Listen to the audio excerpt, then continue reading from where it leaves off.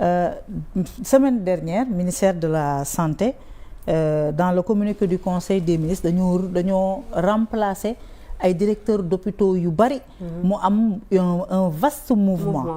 bi ñu gisee le vaste mouvement là le lendemain on a entendu des récriminations ñu ne c'était il y avait en tout cas de la partisanerie il y avait du recrutement politique et puis on a remplacé des gens qui ont de l'expérience par des gens yoo xam ne amuñu expérience bi pour être à la tête des structures hospitalières loolu dégg ngeen ko ministre de la santé nag sama voisin la man journalisme dina ma jaxase ku nekk baal ma rek parenthèse bi ma pare.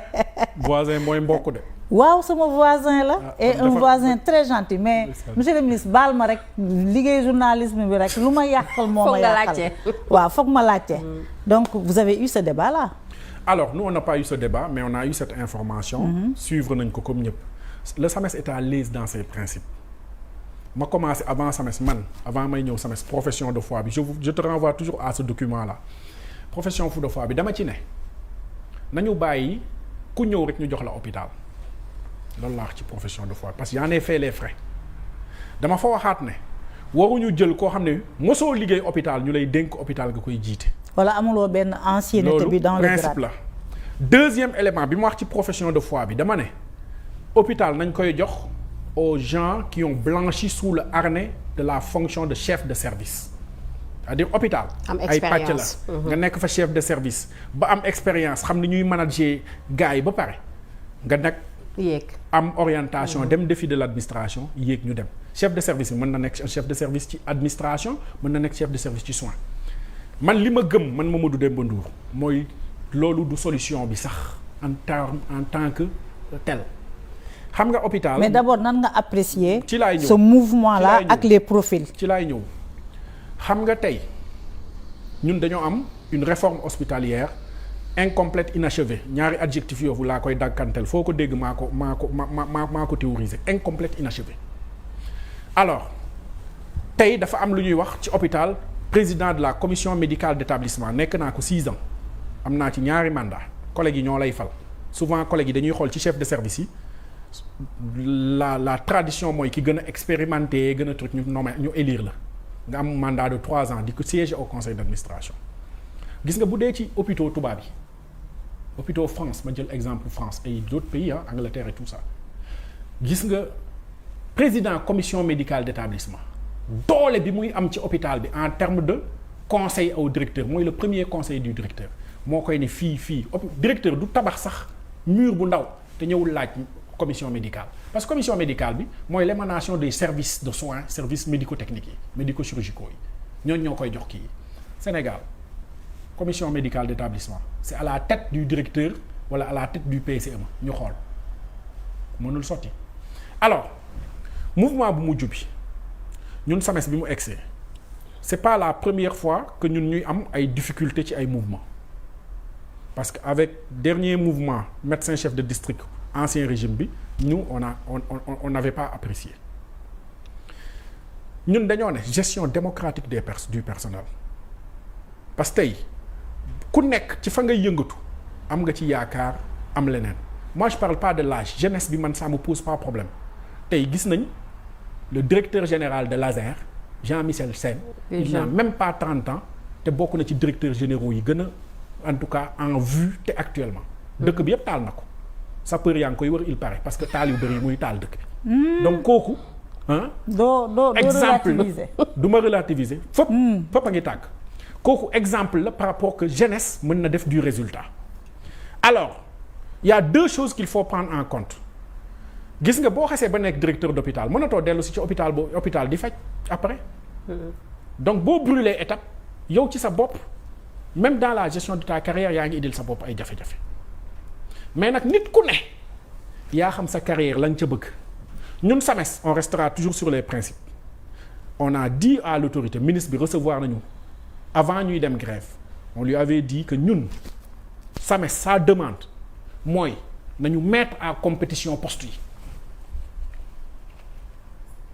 ñoom loolu la ñu diggee woon il nous a dit on a pris bonne note xam nga ñun santé mën nañ nekk incubateur bi dafa am lu ñu amoon avec le ministre Abdoulaye Diouf Sarr mu baal ma maa ngi koy citer mais c'est en positif ma koy nuyu au passage monsieur le ministre Abdoulaye Diouf Sarr gis nga même mouvement MCD yi dañu doon am comité technique bu ñu doon njëkk a teg ñun SAMES ak ses conseils techniques waa cabinet ñu toog teg critère médecin yëpp xam ko je te jure ñu ne te ancienneté bi ñaata année nga def tel poste. expérience ñaata nga def fii ñaata nga def fii ñu teg critères yi médecins yi gis ko xam ko ñu def tableau Excel ñëw classel ko jox ko nag moom mi am le pouvoir de nomination ou le pouvoir de proposition pour certains postes moom mu xool nag ni mu koy doxalee après. Ça nous permettait d'éviter pour la plupart ay dystocie ak ay frustration. Loolu depuis moom ba mu fi jógee ci ministère bi la loolu tëb amatul ba Abdoulaye Diouf Sarr jógee ci ministère bi loolu amatul. mais donc ça stabilise. mais nga ne jot nga information bi. L'information complète dañoo ne. ñi mu promouvoir. ñi ministre de la santé promouvoir ay Pastefiens lañu. Ils n'ont pas l'expérience qu'il faut daanaka daal c'est un recrutement sectaire et partisan yow nan ngay qualifier ce recrutement-là parce que vous avez une plus large connaissance des profils yi nga xam ne ñoom la ñu nommé. Alors il y a deux adjectifs yoo xam ne sa émission la man bokkuma ci. sectaire et partisan sectaire et partisan. waaw am na lu ma ci moom mooy boo ma nee ñoo xamante ne amuñu expérience hospitalière loolu c'est une vérité qui est là. waaw loolu moom am na. loolu c'est-à-dire am nañu ñoo xamante ne recruter nañ leen amuñu expérience dans la gestion des services loolu moom am na. normalul de. ñun SAMES de li ñu wax. ñaawlu ngeen ko bon le SAMES ne s'est pas prononcé officiellement sur ces questions parce que dañoo ne. mais loo leen di décrier am na loo xamante ne non pas terme décrier am na loo xamante ne xam nañ fañ ko war a waxee. te di ngeen ko wax parce que am na. te dinañ ko wax non ñun. mais Ndour nag yow sama doom bàyyi nga xam nga man moom dama lay beral loxo waaye man damaa seetlu ne nag souvent yéen quand vous êtes à la tête d'un syndicat. bu fekkee ne vous êtes en nu mu tudd en bonne entente avec le régime politique en place. lii ngeen di wax la ñu war a wax xam nañ fa ñu koy war a waxee. mais bu fekkee ne àndu leen ak régime bi. la ngeen da ngeen ñuy baaxee la ngeen war a wax. non bu ñu wax li ñu war a wax fii lañ ko war a waxee. waaw. Décréter 48 heures de grève 2 fois moo gën a diis bu dee da ngay gérer ay régime comme ni nga koy waxee moo gën a diis que ñëw wax fii ne ànd naa ko wala ànduma nangu nga loolu wala nanguwoo ko. 48 heures yoo xam ne dara fonctionné mais dama bëgg nga qualifier. waaw defal et puis nga wax ci la position du SAMES. defal ndànk rek may mun a xam nga man nee naa la SAMES ci principe yi la des. nee naa la SAMES dafa dem ba ci ministre bi avant ses nominations ne ko nañu mettre les postes en compétition loolu wax ja jeex na.